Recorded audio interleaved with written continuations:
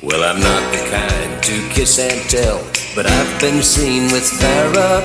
I've never been with anything less than a 9. So fine. I've been on fire with Sally Field, gone fast with a girl named Bo, but somehow they just don't end up as mine. It's a death-defying life I lead.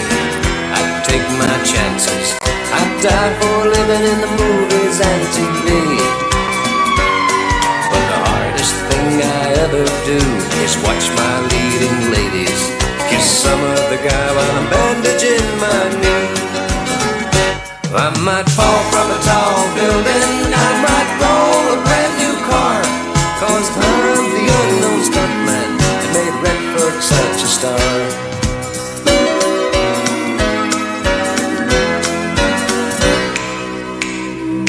I've never spent much time in school, but I've taught ladies plenty. It's true, I hire my body out for pay. Hey, hey, I've gotten burned over Cheryl Teague's, blown up for Raquel Welch, but when I wind up in the hay, it's only hay. Hey, hey, I might jump an open drawbridge or Tarzan from a vine, 'cause I'm the unknown stuntman that makes Eastwood look so fine.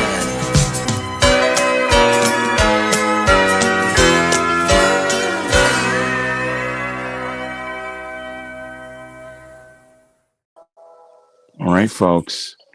It's your good pal, your friendly neighborhood, Dr.Ben, here with a special interview night. I'm just going to bring him in here because we got a hell of a time figuring out the microphones. So hold on. Play.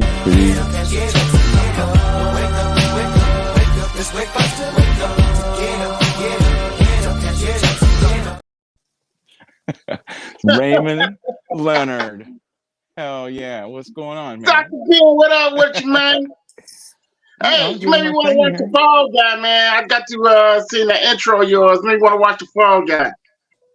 The Phone Guy? What? Yeah, Lee Majors. Shit, come on, man. Yeah. Another. I can neither confirm nor deny any of my identities, you know. But yeah, man. Like, I wanted to like pull the comic things in later, so don't feel like we gotta like rush and like jump into those. But like, it's all up, man. It's all up. Got plenty of time, man. Plenty of time today. Yeah. As we saw, I don't know what was going on with my microphone thing. That thing was... No, it was me. It was me, man. I had this microphone, the little mini mic, right to my phone. I think it just if I don't got a headphone, it was a mini mic, and I think it was distracted. Oh, I see what you're saying. Yeah. Yeah. Okay. I see. So that's what the problem was. Yo, you were all good. It was me. Okay. Well, that's what I'm saying. I can hear you good, and as long as you can hear me, then we're all okay. It's all great. Excellent. Wow, man. So like, that's what I'm saying. I've been wanting to like, you know, I've been following you. I see your work all around. You know. Oh, thank you. Obviously, saw you in Prophet and Brigade, and then like, you know, I see you got your whole. I don't know if it's a whole universe, but you know, you got your titles you got going, the Agent Solo and Guytron. Is that the other one? And then you got another one too. Violent Bird, yeah. Those are my babies. Like, that's awesome, man. I'm like, that's what I mean. Like, I've been watching. You're always just like hard at it, and like, respect that. You're putting in the work. You got obviously. Oh, I love it. I love it, man. I was like when I'm sleeping, I sleep enough, but I get up and I'm excited just to be making comics, man. I just be so excited. It's like it's hard to explain sometimes, but you know, it's just like you wake up and you know you eat your cereal. You know, so I'm eating cereal, still look at the cereal box as I'm eating cereal. I think I'm still one of them type of kids. And you know, I got the cartoons going, man. And I'm making jazz, man. I'm just ready to go make some comic books after that, man.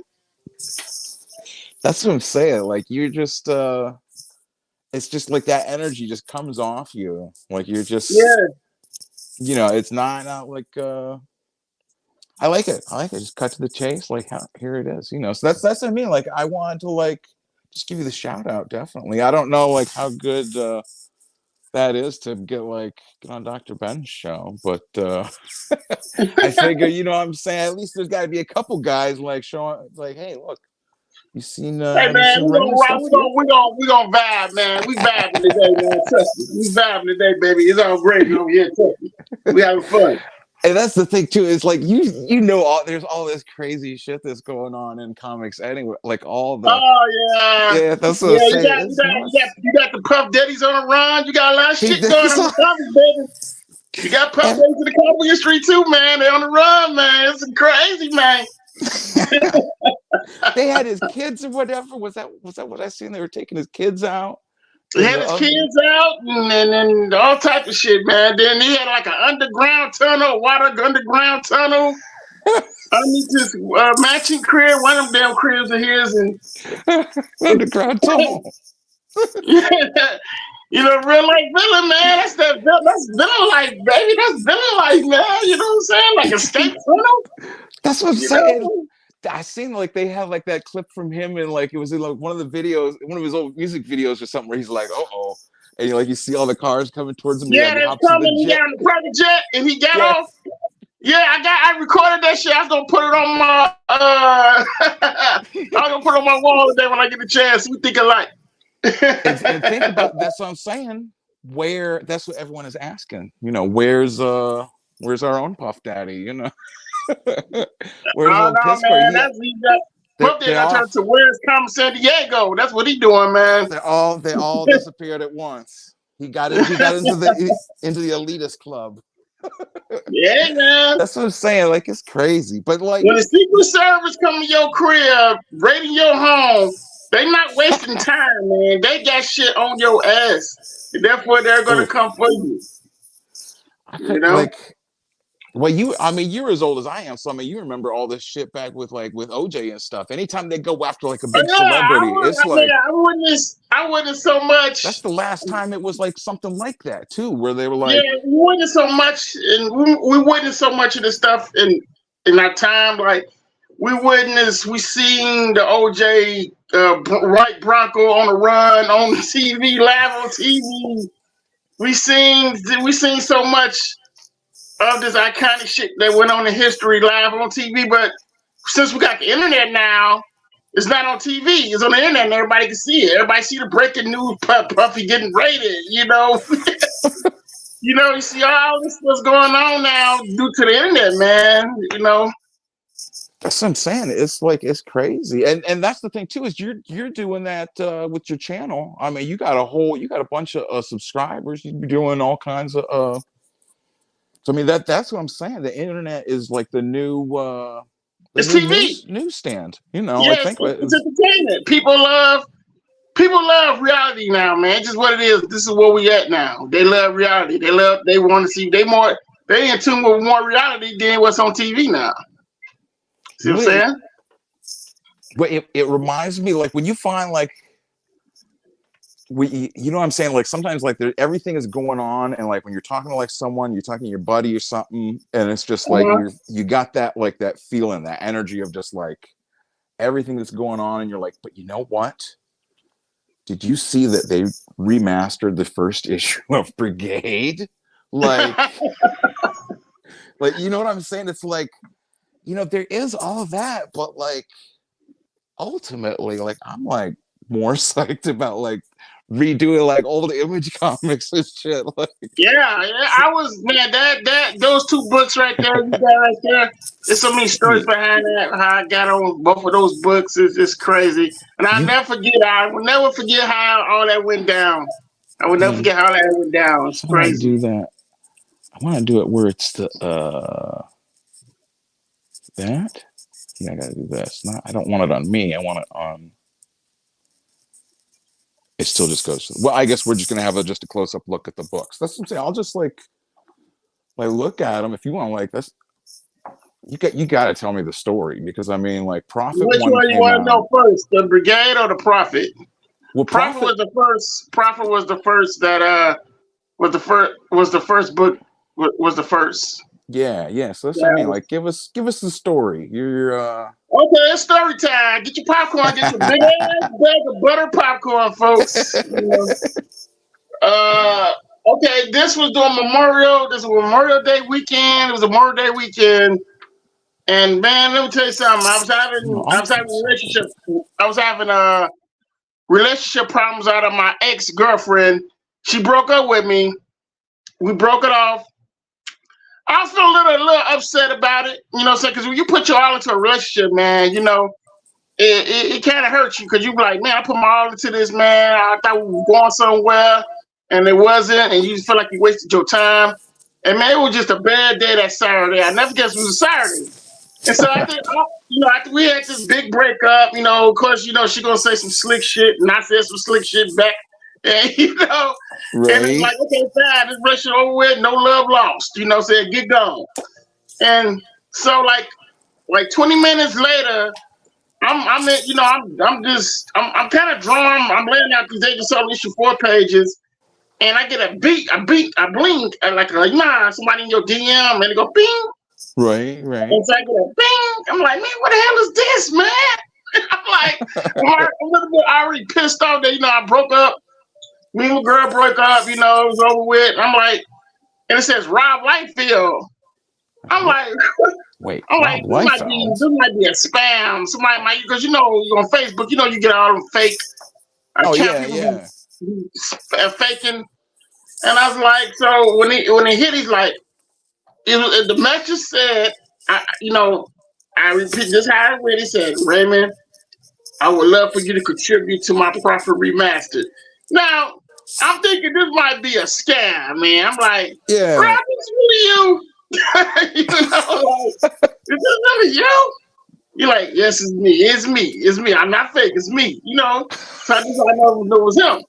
So he's like, right. I would love you to be a part of it. He's like, pick your page. He had like 4 pages left of the book. I think it was like 4. Yeah, I think it was 3 or 4 pages left of the book.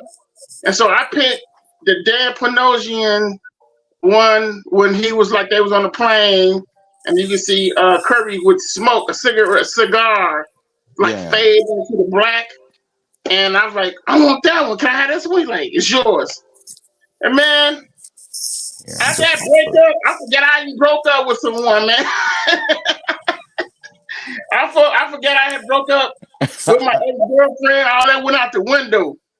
And man, I got to work so fast on that because he gave me a deadline. I need this by this Friday, next Friday coming up. That page right there. Yes, that's the page. That's right. I picked. He says yours. So I'm up here thumbnailing these pages out. And I thumbnailed the pages out, and I showed him the first one to see if we're gonna say yes or no. So I did the first thumb. It was the first one I did, and I sent it to him. And of course, it took me a while to get back to me because you know he's a busy guy.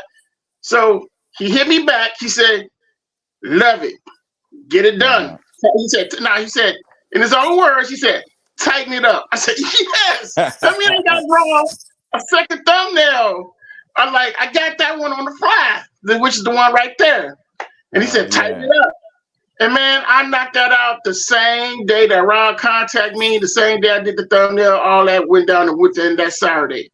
From breaking up with my ex-girlfriend to Ron Life hit me up 20 minutes later to me drawing that thumbnail. I mean, what better way than getting something, you know, you lost something that wasn't really, you know, you lost something, but you gained something that you really wanted. Right. And that's insane. This is why I tell other artists and stuff, like, when opportunity like that knocks at your door, you got to be ready.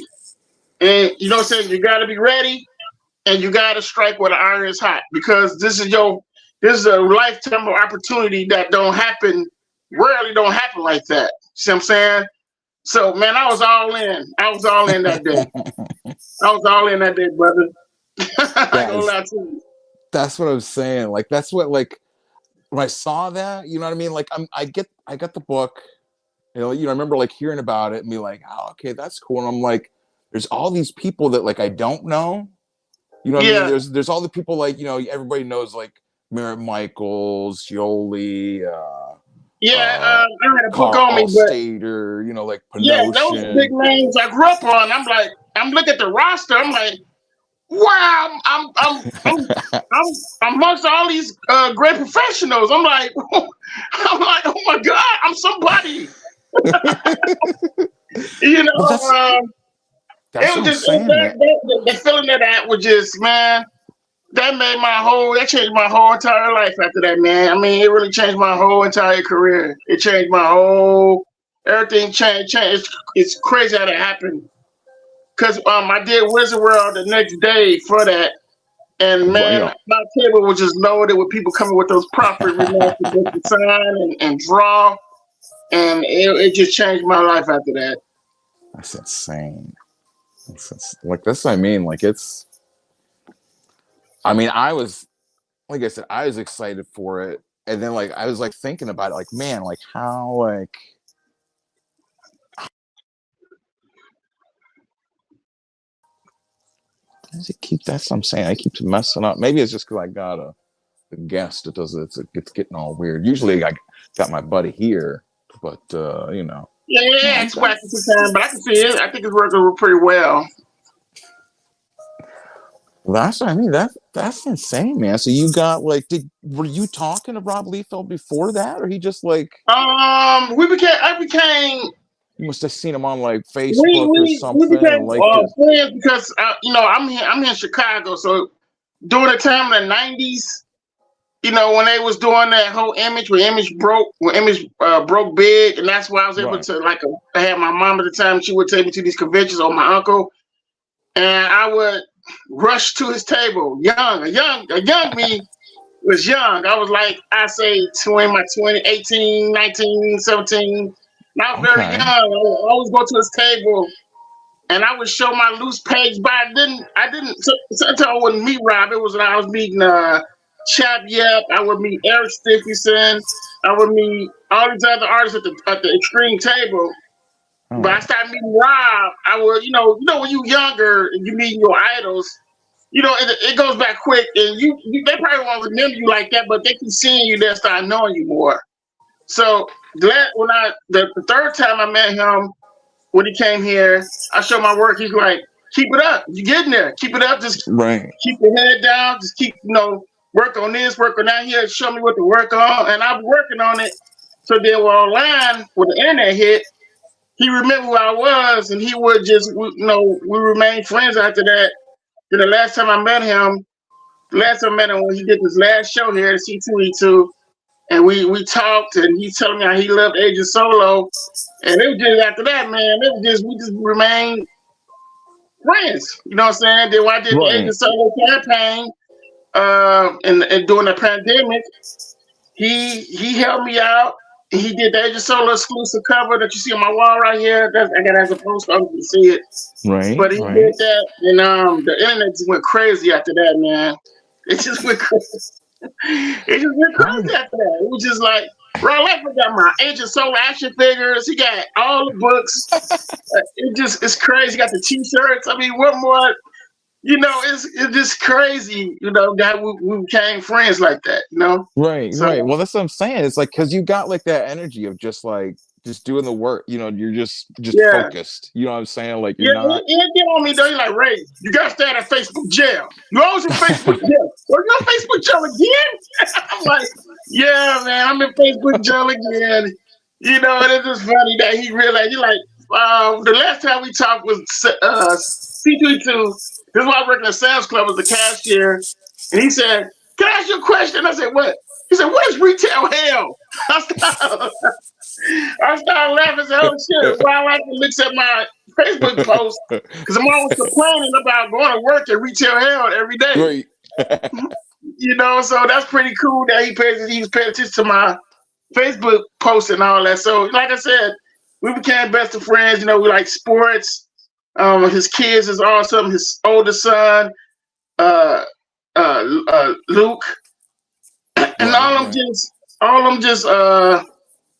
all of them are just great kids, man. Like I said, I met his oldest son here. We talk about basketball.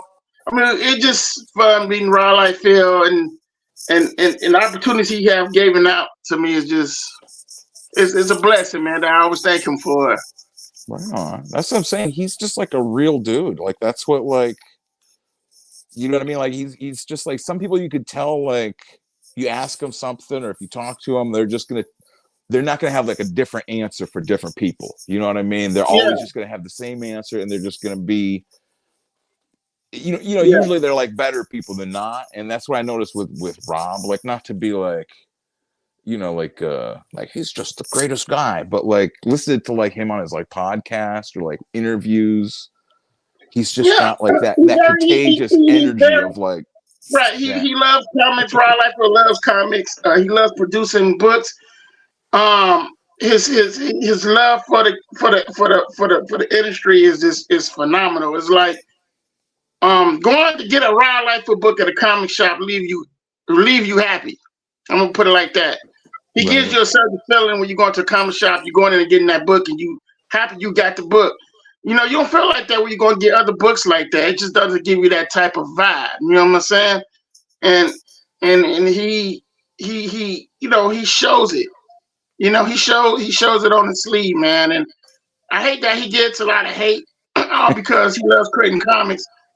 To me, you draw artistically, you draw your way style. Everything gonna have to be politically correct because it's a Right. fantasy. Comics are Right. really a fantasy. Well, it gotta be the real world. That's boring. You see what I'm saying? I'm with you. That's what I'm saying. Like my favorite artist is like Sam Keith. So like Yeah. So, like that right. like that Darker Image book that came out. It was like Sam Keith, Rob Liefeld, and Jim Lee all have Exactly. their. That was just And there it was was only the one issue too. There was only the one issue of it. I was as a kid, I was just like, right. It was artistically did like in a style of just enjoying it. It wasn't politically correct, trying to make everything look real. It was great imagination that's made you feel enjoying the books, the mm-hmm. darkness of it, the originality. I mean, come on, man. You don't get that no more. We don't get that no more in comics. That's what I'm saying. I mean, there's definitely stuff that I like that's out now, like it, but it's definitely not like it's not like all in one spot. You know what I'm saying? Yeah, Like with like it's when like you Image gotta came weave it out, out. you You know gotta how it was find when it. Image came out. It was like all of them. Like every book that came out, it was like, oh shit, Wildcats, Cyber Force, Ted, Keown's here. What was that other Yeah. dude? The guy from the Superman, the one that did Wildstar or whatever. And that wasn't even popular. Was it Brett? Was it Brett? Joy? Ordway. Was it Jerry Yeah, Ordway or something? Jerry Orway.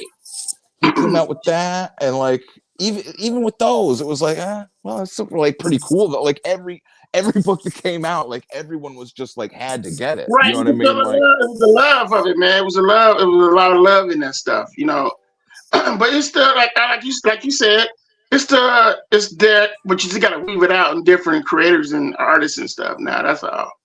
right. Well, I think That's what I love about comics. You could still discover good stuff. I think too often it gets like people get into that the content mindset, right? Of just like I'm just gonna make comics and just to get them out there. You know what I mean? Like, Yeah, or just making videos just to get the videos out, just saying stuff just to, you know what I mean? Like that constant, like I said, just reducing it from being like making a comic to just being content. Like I said, I don't like that content word. So yeah. Well, yeah, the ones that they try to throw their political beliefs in there. It just throws you off. Like yeah, comics always been political. Don't get me wrong; they always been in there, but they never voiced it through their opinions. You see what I'm saying? They made it as a character right. situation. When you But can now do this is it what like we're dealing with now. where it's like part of the story, like that's okay. But like I know what you're saying, like where it's too like heavy handed, where it's like Yeah, you it's could tell forced. like It's forced. Yeah, it's like forced. Like, come on, man. Ain't nobody asked for this. Man, I ain't lie to you, man. I have not collected X-Men comics since what was the last book I brought up? X-Men. Shit. It was I think it was like when they had Brendan Peterson on it. Okay. Oh yeah, Like that was that, like. he was doing it, and after that, I just didn't care no more. The only way I care for X-Men is, like I said, Ryan Liefeld drawing it, or doing his own thing on it, or or depend on the creative team. But I'm Shit, not like the new stuff that coming out now. I'm not. I'm just not. I It's not got. exciting to me. I was gonna say I got this X-Force by Liefeld just Oh because yeah, I that was book. like, Oh yeah, that kill shot. That's kill shot, right? yeah, Yeah, I love that. Yeah, that book was. I love that book. 2022. He packed it in with a lot of characters in that book. I don't know how he did it, but he did. Yeah, that's what I'm Yeah, I saying. got And that book. what I thought was funny is like he does get like so many haters. Like there's so many people. Like every time he'll do something, that'll just come out of the woodwork, and they're always Oh with the yeah, feet. because You it's know, a witch. It's a witch hunt. It's an easy target to mess with him. But one thing I like about him, I seen him do is that he gets the last laugh by always selling them books, man. You get the last laugh. You laughing our way to the bank. I mean, come on, like. I mean, he's got the only Marvel movie this year, for one, and like if there is another, no one cares about any other Marvel movies except for freaking Right, Deadpool 3 is coming out.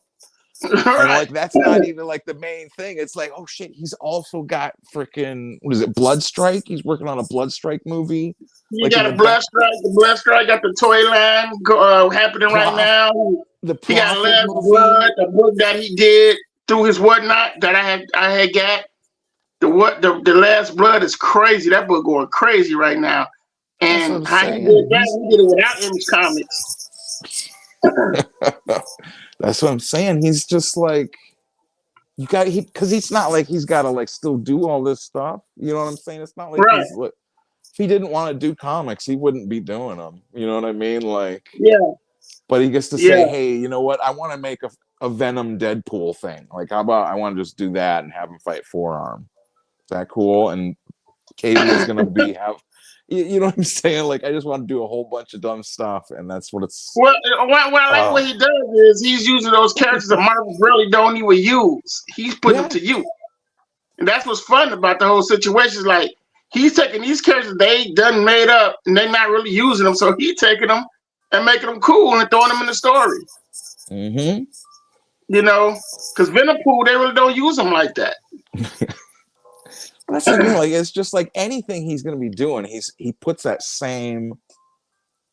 And I think that's what it is. It's just like he has that energy of like bringing like caricature, like caricature to like superhero stuff where it's like you more just want that, but that image of like because that's the same thing that like Kirby was doing, right? With like that they call it force perspective or something.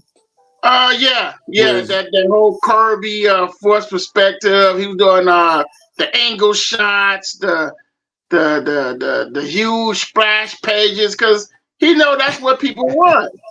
That's what I'm saying. That is awesome. Like that's got more energy in it than like half the stuff out there. And this came out like a couple years ago. Like it's Yes, that's what I mean. Like you get to so what's the deal? So then okay. So you do the Prophet book and what he calls you back up because this was like I did a Prophet book and I'm getting after that I continue doing what I'm doing. I'm working on major solo stuff and he hit me back just like around it was getting close to Labor Day, I believe. It was still like the summer. And he hit me back, he said, I'm back again. I got another. He's like, I'm back again. I was like, oh boy, what now? I'm like, what is it? I'm ready. He's like, Brigade. We'd like for you to have Brigade remastered. Pick between these 3 pages. So I picked the page I wanted. It want because all the good pages, like all the real good pages, was all taken up. But I make a page, even though it's not action sequenced. But it was action enough. It was action enough for me to use it. So I went on and picked the one, as you see right there. And that's this one. Hell yeah. Yeah. So I mean, I just made it interesting as possible I could. Right. And what's other Paul Scott? You're Well, you working already, with him on?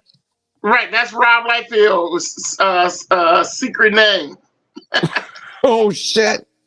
Yeah, you Oh didn't know that? man, I didn't know that. Well, Yeah, now, Paul Scott.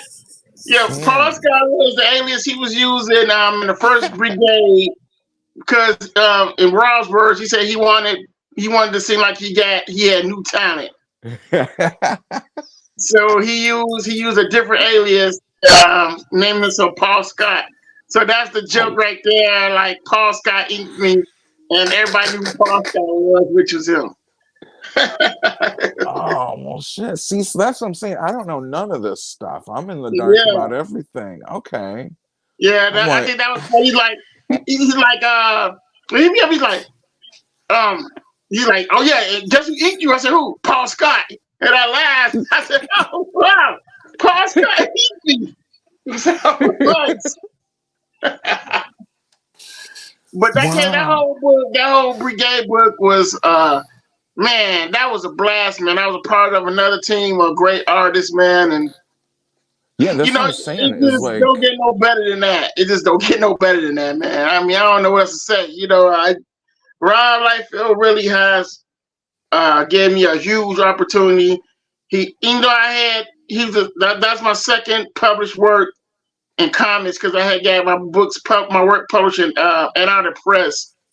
oh, Uh, right on. Yeah, yeah. I saw it. yeah, Post. and so when Ron Lightfield came along, gave me an opportunity that really just opened up my career even more, as I could say. So, and it was just That's. crazy after that. I couldn't believe that all went down like that. I'm still just cracking up at that. Paul Scott is Rob Liefeld. Yeah, Like, you see it? Paul man, Scott. Yeah, that's see, him. see, that's what I'm That's saying, him. man. I don't know none of this stuff. I've been Yeah. reading comics forever. I don't know none of it. When did you when did you start printing your agent solo thing? Because you've been doing that for like a few years, Yeah. right? Like I that's created them good. back in grade school. I was in grade school, just like my fantasy, because you know, like I said, I'm Generation Z, so I'm Generation X. I'm not Z. I mean I'm X. I like, don't know where Z wait came a from. I'm like Z. hell, Hell you no. can't. No, I'm an You're, X baby. I'm So not, sir. yeah, I'm an X You're baby, like man. like generations. What is this guy trying to pull? What? Yeah, man. And you know, I grew up on Mission Impossible. I grew up on $6 Million Man, The Fall Guy. I grew up on all this agent shit, you know. So, you know, growing up on all these channels on TV, I consumed it, man. I thought I was an agent man myself, running around the house with paper cutout watches and stuff, thinking I was this agent dude. And so that's where Agent Solo came from all my life, so those TV shows and all that. And my first book came out when my brother passed away, which is a one shot. It was a one shot book I did on Kickstarter, and it went quick. It got funded in 3 days, Put it on. and Oh no. I just didn't look back after that, man. I just thought, like, man, I'm on to something here, so I just started drawing more of them, and it just every book I was doing, crowdfund was getting funded quickly. So that's how I just stuck with it. And just that's throwing it on the internet, man, and people liked it. That's what I'm saying. That's what I'm saying. You get. I remember. Well, and that's the thing too. Is like you got like sticking with it because like how many people like come and go and like you'll see them like 1 year or 2 years and they're like making comics and then I mean Yeah, yeah. it's the same way it was in the 80s. You know, you had all them like black and white comics that came out and like And they fall to the left side.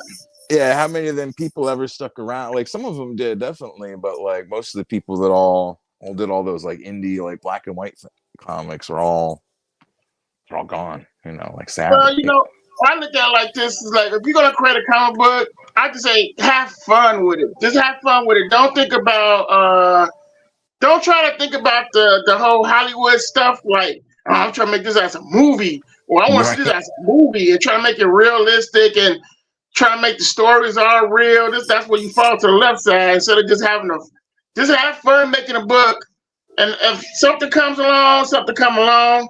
But in the meantime, just have fun with the book as much as you can, and don't try to overdo it and coming in with the wrong intentions of trying to get rich and all this other stuff. Just have fun making a comic book and just realize that, it's just right now. It's just it should just be your hobby for right now until something really come along. Because I've seen a lot of people, man, when I was younger that was doing it before me, and they would fall to the left side. They get divorces and all type of shit was going on, all because they had the wrong mindsets.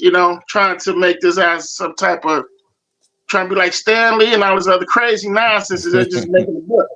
You know what I mean? Right. So it's all about having fun, man. Well, that's what I'm saying. There is you see all the stuff with what's his name, with Eric July and all that stuff, right? Like you have the Riververse. Yeah. And it's like with that, I like that to a point, and like to another point, I don't have the comic books. I'm thinking about getting the new one, the Ice Lady or whatever. Yeah. But you know what I'm saying? I like it that he's got like you know what I'm saying? He's brought in a bunch of people that weren't in comics already. You know what I'm saying? And whether or not they're good comics or bad comics, you know what I'm saying? Like, what was the first comic you read? Was it like a great comic, or was it like just some random I was like some random issue of Fantastic Four that if I look at it now is like, my first comic, not that good. my very first comic, it was Peter Parker Spider-Man when he's fighting the Owlman. Right? Damn, I wish I had my phone so I could bring up what issue it was. My man's clouded right now, but he's fighting. It was Peter Parker Spider-Man run by damn. I can't think of the damn writer right now. But yeah, he's fighting Owl. He's fighting the Owl. He's fighting the Owl. And that was my first spot. That was my first comic book read. My uncle had all the comic books, man. I was sneak in his room and wait till he leave. And I would sneak in his room. And I read all the comics I could, man. And I get in trouble though. He's like, you was in my room, And then the second book of mine that I read was when Spider-Man was fighting Jekyll, Mr. Hyde. Okay, Mr. right Hyde. on. Yeah, remember that issue?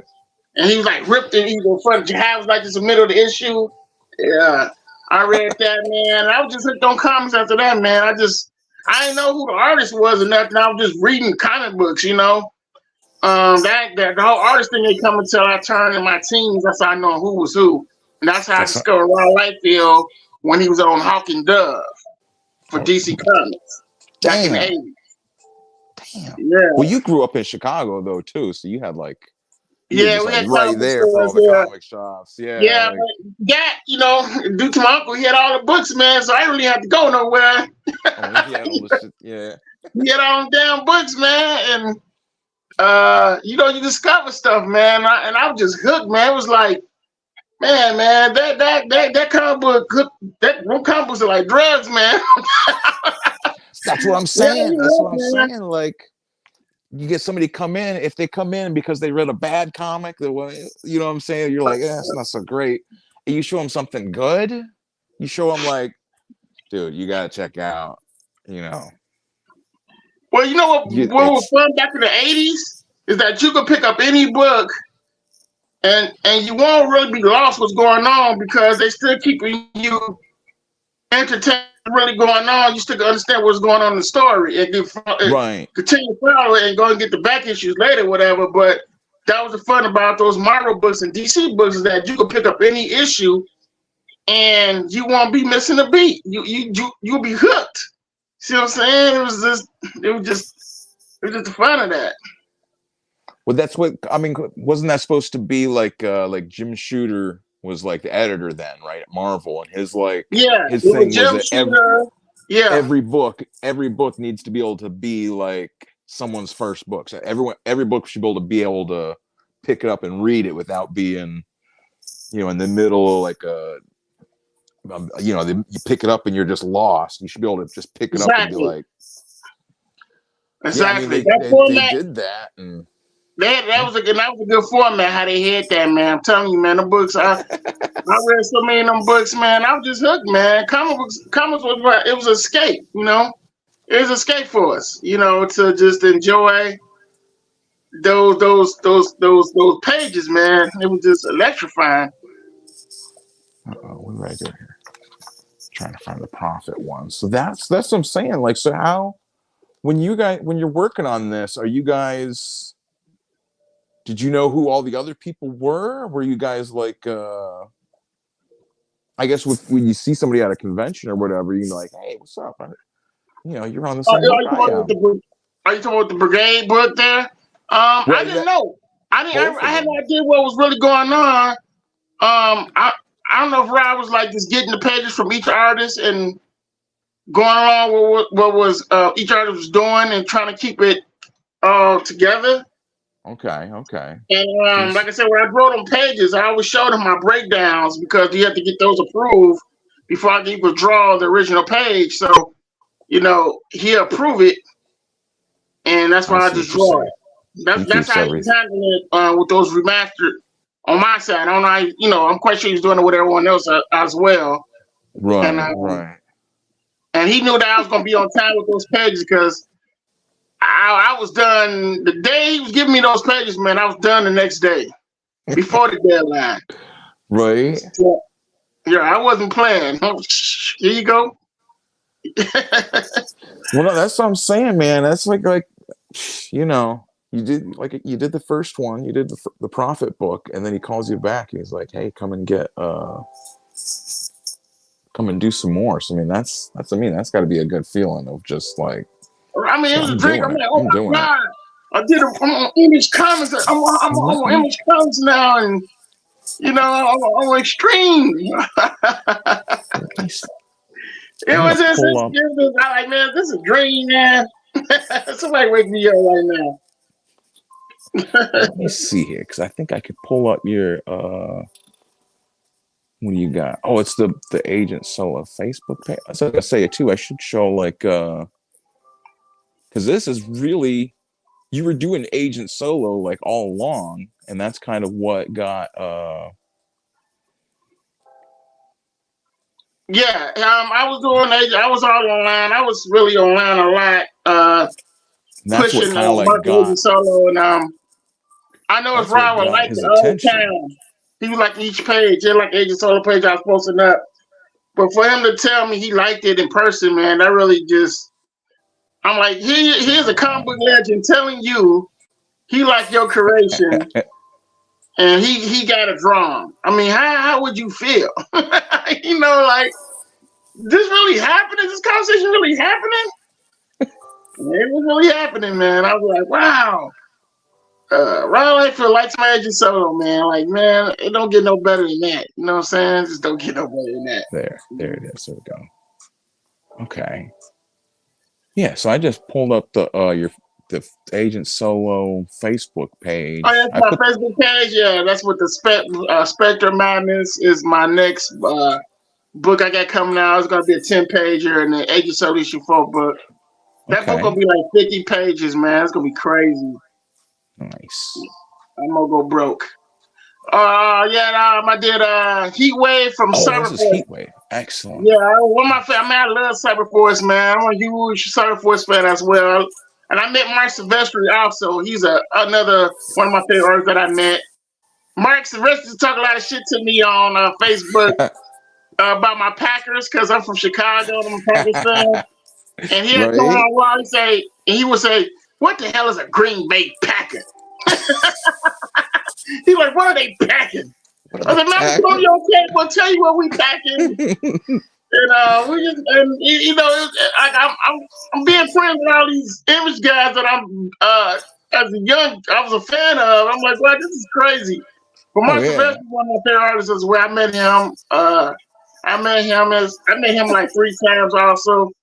It's just crazy when you mean your inspirations and stuff, man. Yeah. It gets crazy. That's what I'm saying.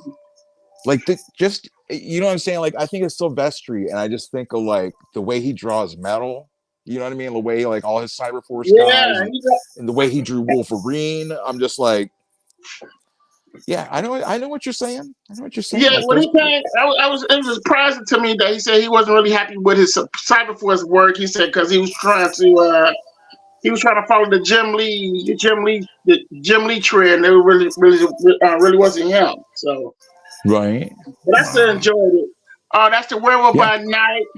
Hell yeah. That was another fun piece I did. I'm doing the print of that. I love the Werewolf by Night. Great storyteller. That's I love that movie they did, the black and white on the Marvel movie. That was pretty good. I like that. Like, I don't like all their stuff. And you got a friggin' action figure, got your dude too. Like, the Gatron prototype action figure. Actually became action figure. It really did become action figure. That was just the prototype version of it. But then it really got made. Yeah, it's a lot to make toys. I couldn't even imagine. It's very expensive when you run into the right people, and that's why I try to make it limited. I don't try to go crazy. Right. I just make myself limited because I'm still an indie guy, man. I'm not no huge guy, no huge Magoo. I'm still a little indie guy, still making indie comics, man. So if you get stuff from me, it's gonna be limited, but it's gonna be worth it because it's not getting printed again.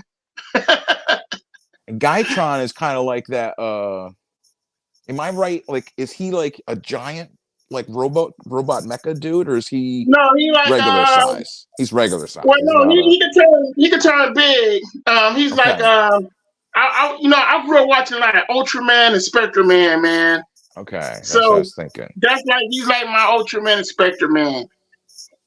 Oh yeah. When they say I'm crazy monsters, well, Spectre Man got his ass kicked a lot, so.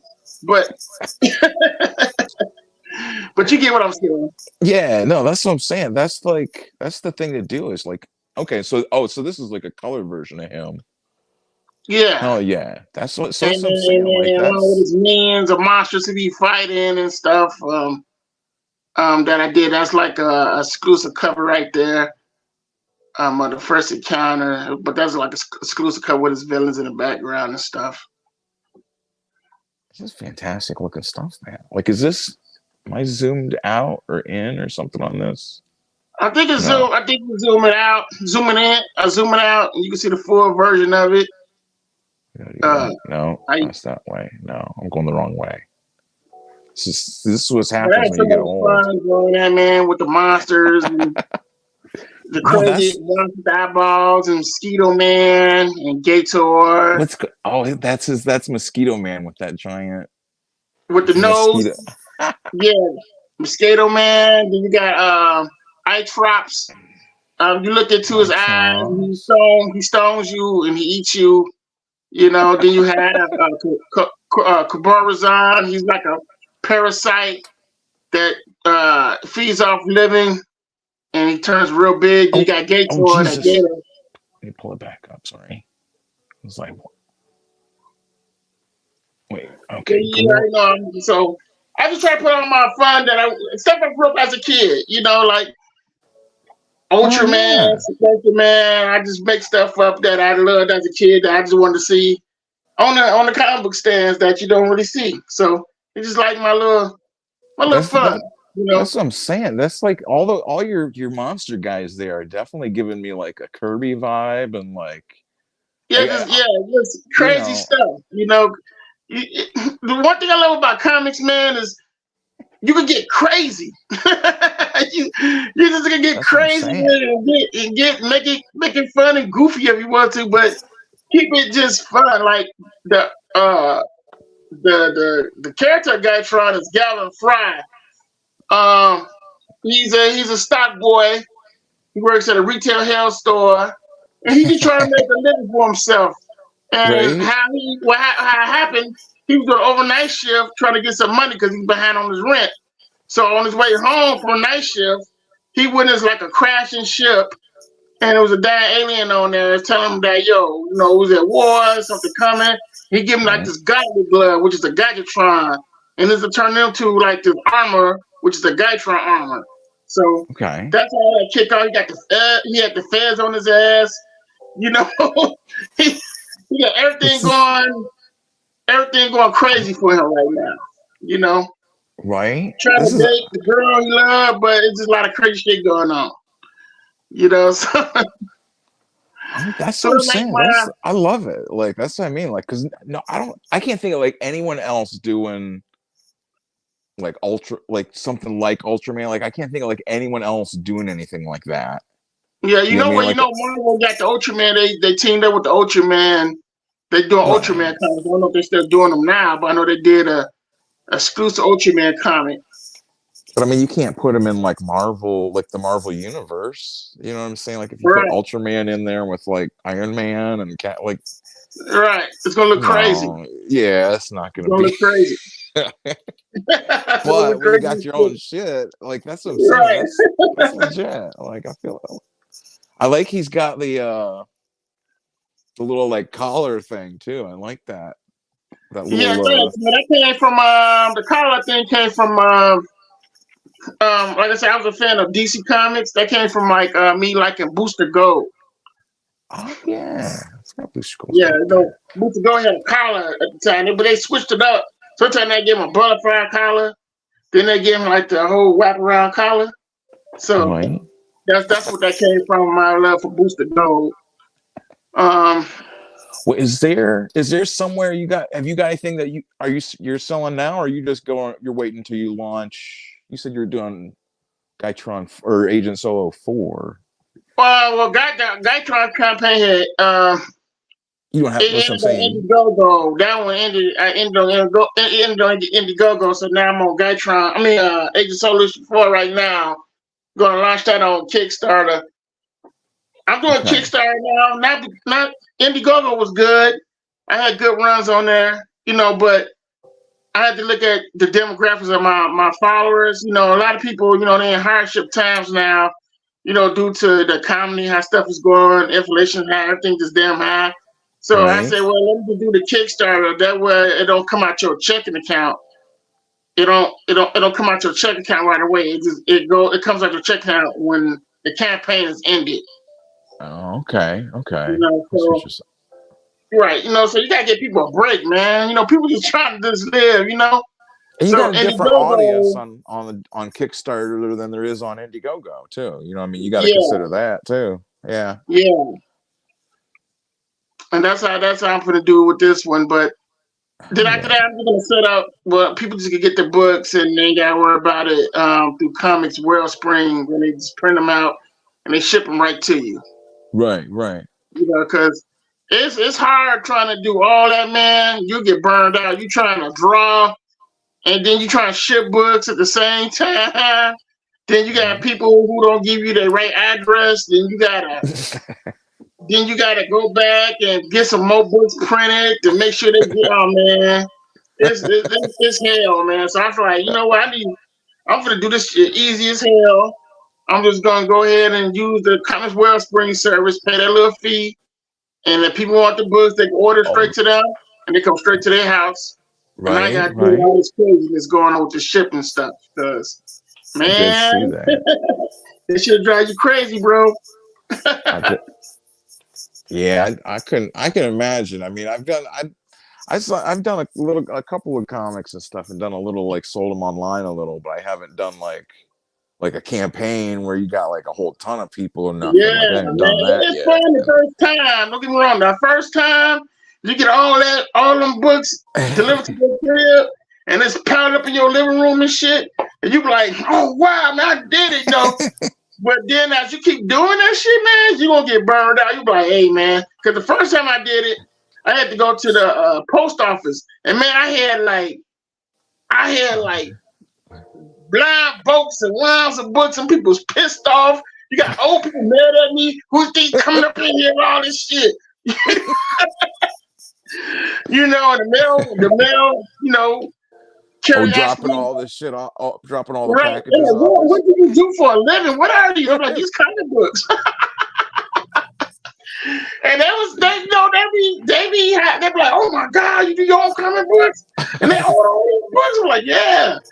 You know, so the post lady, she got some time seeing my ass. She said, She said, "What you do? What you do? Buy you a printer, a post maker, label maker, and it make it go quicker for you. All you gotta do is drop them off, because you don't want it's gonna take too much time." And she was right. And Right. I went on and got me a label maker and a weight machine, and I was in business, man. But after that, man, you get burned out, bro. I'm telling you, because you constantly doing it. Then you got people saying, "Oh, I forgot to tell you, I don't live there no more." And the book and it's showing that's gonna get delivered there. Oh man, that's the downside of fulfilling orders, man. That you gonna run to shit like that. That's why I said I want to just after this campaign, it's gonna be direct. They'll be able to get the books right on the site on Comix Wellspring when they get straight delivered to them, booked and bagged. I did say that because that's I did. Where's my book I got? I printed a book through Comix Wellspring, but I didn't only did whatever the minimum was, like the minimum number of copies. What, like 25, I believe. I think it's 25 of the minimum bag for them. Yeah.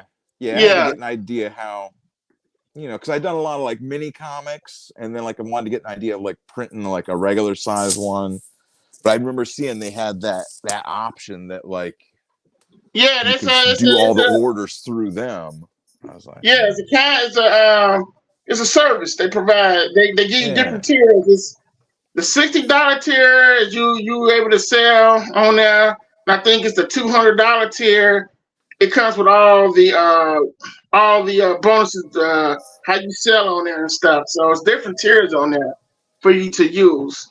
And I said I'm gonna do it through that. So because it's just hard, man. Because people want the book. The hard thing is always shipping, because shipping is so expensive now.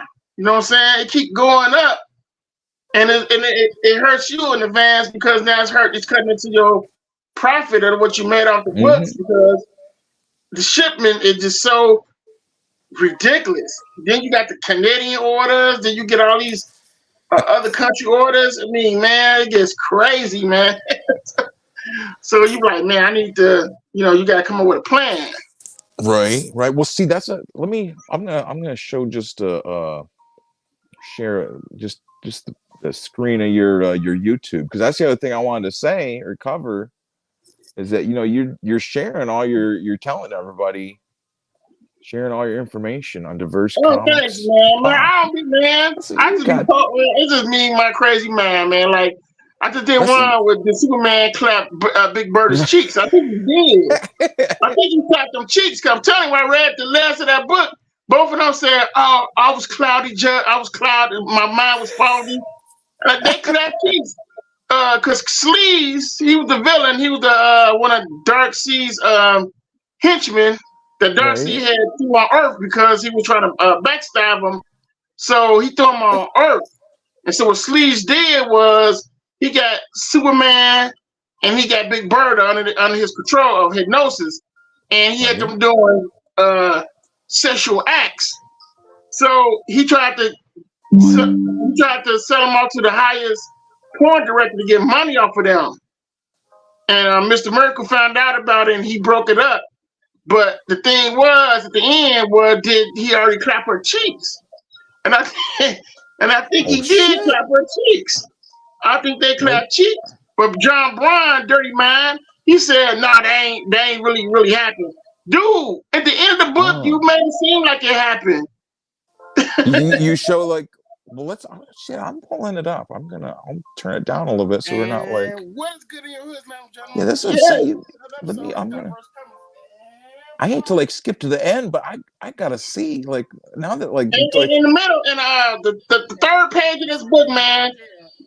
Darcy showed Mr. Miracle that sex tape, and they seen it.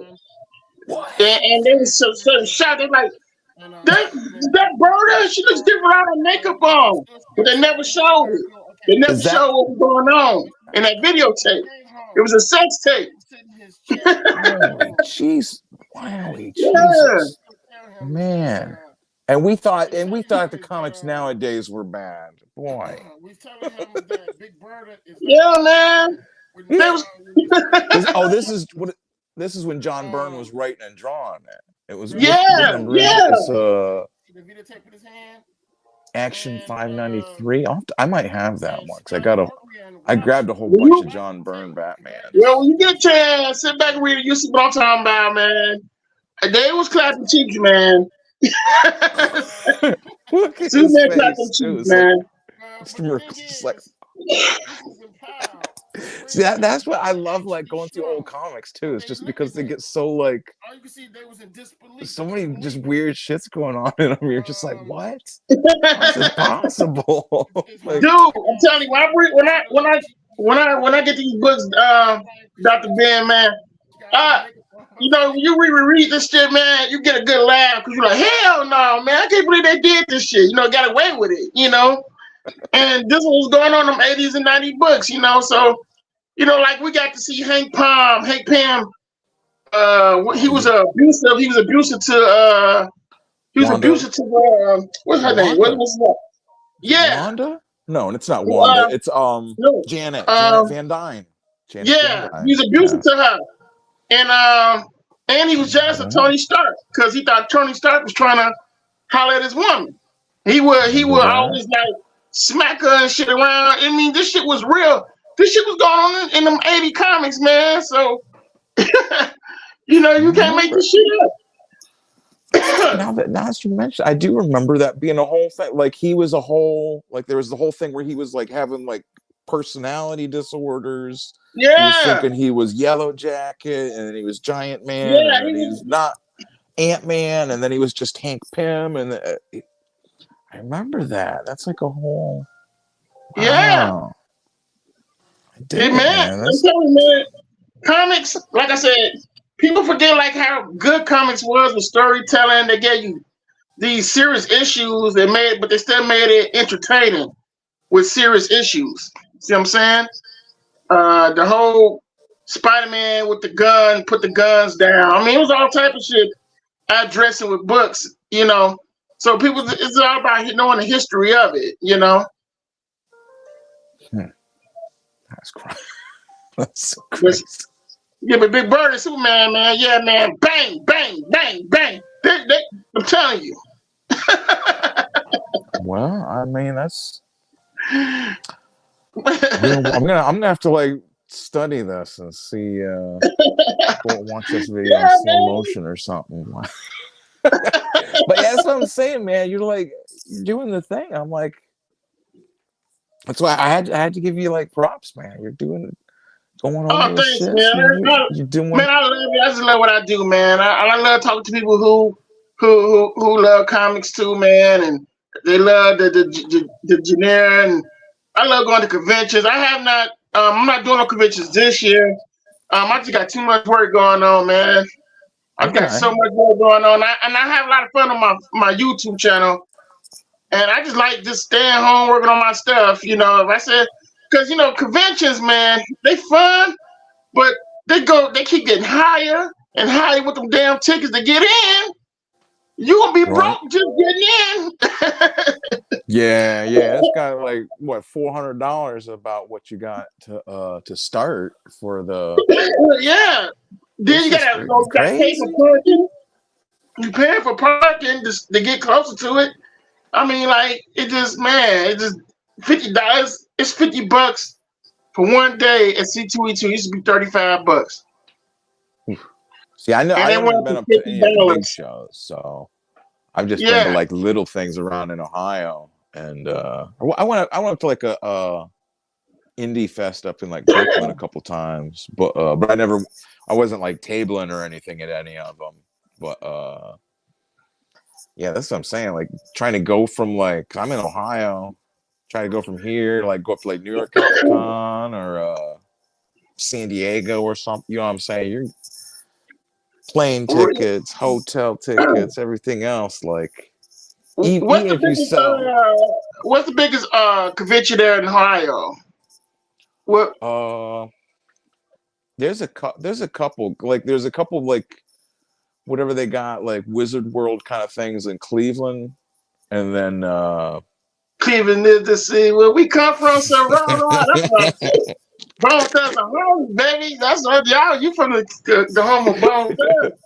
That's what I'm saying. So what's the real? Well, I'm saying, what's the real biggest one though? What's the real deal one though? Everybody got a real deal one. Columbus has got to be the big, like, it's like the big indie one. Like, see it. It's called, what is it? Columbus Crossroads Comics. I think they call it like CXC, and it's down in Columbus, which is like the so capital. that's the biggest con. So that's the biggest one y'all got for to represent the city. And it's Columbus is where like Ohio State, or not? Is it Ohio State? Yeah, it's Ohio State. And they got they call it the Billy Ireland Museum is down there. And the Billy Ireland one has got all the old comics art. They got all the comics down there. And like original big cons like that, they represent the city. That's why I asked which one you got. What's the biggest one? That's the biggest one to represent the city, like the one here. That's what I would say. Chicago.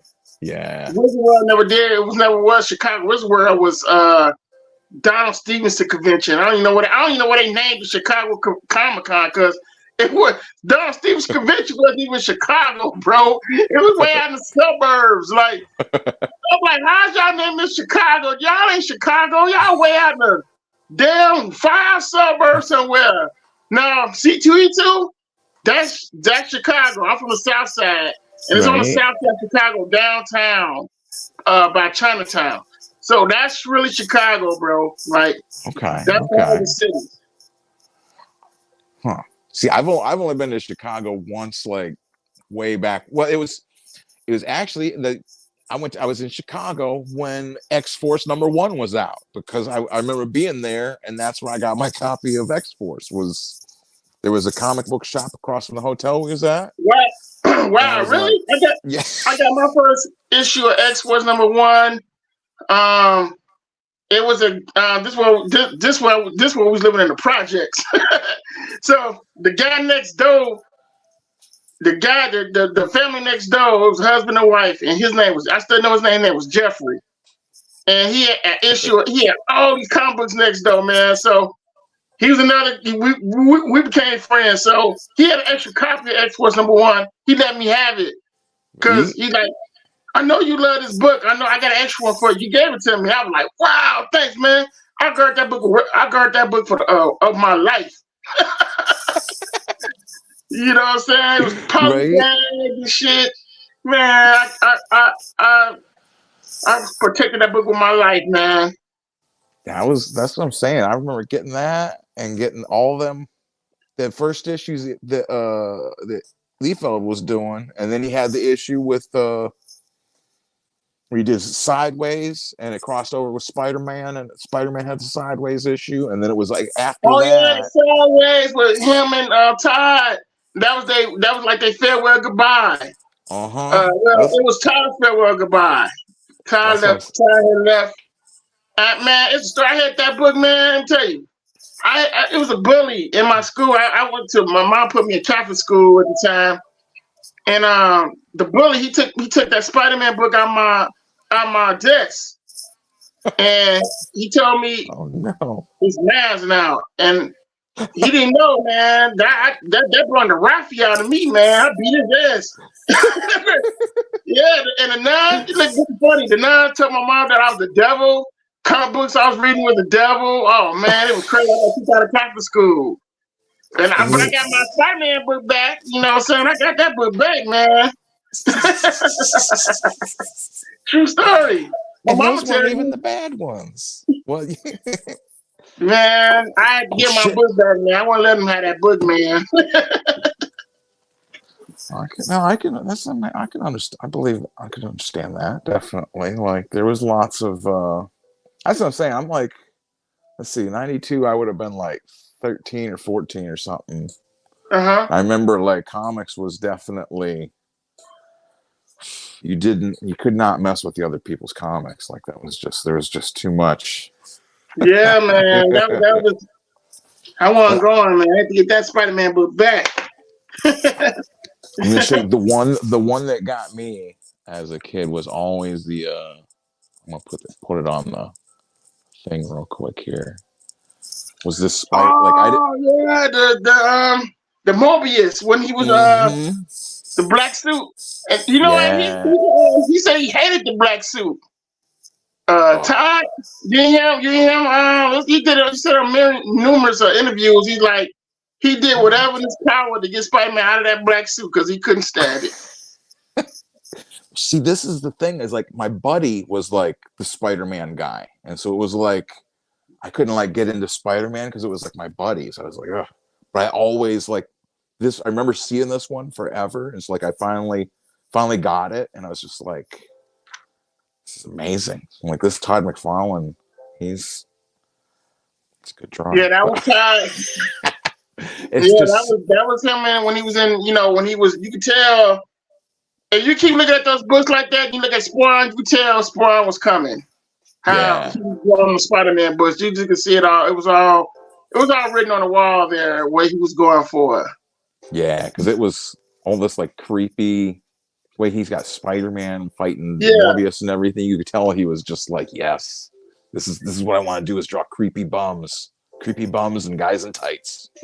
Yeah. Like, man, that you bring me back, man, because I got all those books put up, man. That was a fun time to be a comic book fan, man. Going to the comic book shop, getting those books like that, those issues.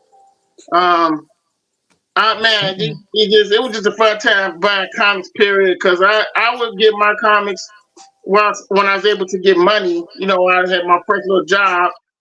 But at the time when I was young, you see those comics on the spinner racks at Jewel's. And I'll never forget, I used to get Dread Star by Jim Scarlett. Oh, yeah. The Dread Star comics. Man, I just love those comics, man. And, like I said, like when we was younger, we got all these comics, we just consumed to them. Even though we didn't know what we was getting, but we knew they was just comic books. That's what I'm saying. Like, even when they're bad, they're still pretty good. Like, but like, man, this I mean, like when we was this was Spider-Man as a kid, was Todd McFarlane. I mean, like you got X-Force. Of course, I got the X-Force issue there, but you got X-Force by like Rob Liefeld, Spider-Man by Todd McFarlane. I mean, it was, yeah. I know it's. I don't think that it's necessarily we're just like too focused on old stuff, but it's just there's not enough stuff that has that same energy of like. But that's what I'm saying. Like that, I love looking at your stuff because you can tell that you're putting your all into it, and that's what I love. Yeah, man. So. Thanks a lot, man. I mean, it's just like, like I said, I worked a lot of retail jobs, and I would come home and at least work on a page or two of my comic books, man. That's how much I loved it. Even though I'd be tired sometimes, but I just knew that one day I had to keep in mind that these jobs I'm working for, they're gonna always fire me. And if that time would come, I needed something. So I just relied on my comic book art and stuff, and just who I am, as a person and stuff. And you just gotta just believe in your artwork, So because it was times I'm like, man, ain't nobody gonna buy this, man, or I was thinking like that sometimes, when I was doing it. Right. But I was seeing that people will buy my stuff, that's why I had built up that confidence and stuff. Hell yeah! Wow, yeah. Well, shit, man. I don't want to like. That's what I'm saying. I don't want to like take up your whole night on here. But you're gonna be launching Agent Solo 4 on Kickstarter. Yeah, this is gonna be a Kickstarter, and people will be able to get the back issues along with the 4th book. I'm gonna have it set up for people to get it like that, and it's gonna be fun, man. This is gonna be like 50 pages. It's gonna be crazy, but it's gonna be worth it. When are you thinking to get it to launch it? That you're thinking, or I don't want to put you on the spot. Like we need the exact day. Like I can say it's gonna be in September. Okay, cool. It's gonna be in September because right now, like I said, I'm still I'm knocking out pages and I'm redrawing stuff, but I'm shooting for September this fall. So I don't want to get no date, but I'm shooting for September. That's the goal. No, I feel that's what I'm saying. Like myself, like I do comics. I'm always like, anytime I say I'm gonna do something, something always messes it up. So. Yeah, there's always some shit happening, man. It's probably like, man, there's always some bullshit coming up, man. You be like, man, what the hell, man? So trust me, bro. I feel you, man. It happened to me, man. I mean, I could be drawing right now and some shit come up and I'm like, God damn, man, I was in the middle of something. You know, so it happens, man. You know, we're all human. But at the end of the day, man, it's like this, man. As long as we're giving the will and talent to go ahead and do something, produce something, just go ahead and do it, man. Nothing don't last forever, man. It's just like, just have fun with you doing. That's how I look at it. You know. Hell yeah, man. Well, shit. Well, I'll play this little song out of here, and I will. I put all your links and stuff down in the below. Thanks, bro. Thank you for having me, man. This was cool, man. I love this, man. Plus, that's what I'm saying. I love talking about comics and everything, man. So, man, this was so dope, bro. Thanks for having me, man. Don't be no stranger and shit. Yeah, that's what I'm saying. I'll put you in the secret war room, and anytime you want to hop on, Oh shit, that sound even more dope. Secret war room. I like shit like that. Hell yeah, man. Stick around, because that's what I'm saying. Stick around after I'll play the thing here, and then I'll turn off the live, and we'll go out. Okay. You know. So until next time, like I said, check out Raymond's stuff here. He's a hell of a guy. Knows how to draw profit, and the Brigade, obviously. Rob Liefeld's got some pretty good taste. So if you like Rob Liefeld's stuff, definitely you got to check out Raymond Leonard. I mean, hell yeah. Oh my God.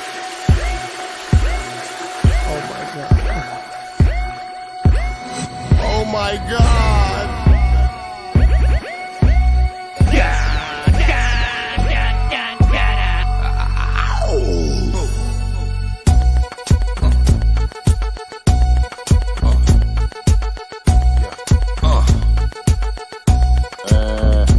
Microphone checker, swinging sword lecture, closing down the sector, supreme neck protector. Better want him, kid, Mr. Mepsa. Ballin' pop, about to blow his lid from the pressure. Too hot for TV, for cheesy. Too many wanna be hard, be easy. It's all in together, going all out together. It don't take much to please me. Still, homes are never satisfied like the Stones. We don't condone writing, see them selling crossbones. Protecting what I'm writing, don't clash with the Titan who blast with a license to kill rap recitants. Come on, in the zone with your nigga from the group home to Cal. Fuck your lifestyle. Put your lights out, get this shit to crackin', got you feeling with your pipes out. Time for some action. Surfing the avenue, mad at you, where I used to battle cruise. Back when Antoinette had that attitude. Cover me, I'm going in. Walls closing in. Got us busting off these pistols. My niggas got issues again. Same song, armed with the mega bomb. Blow you out the frame, then I'm gone. This sucks. Yeah.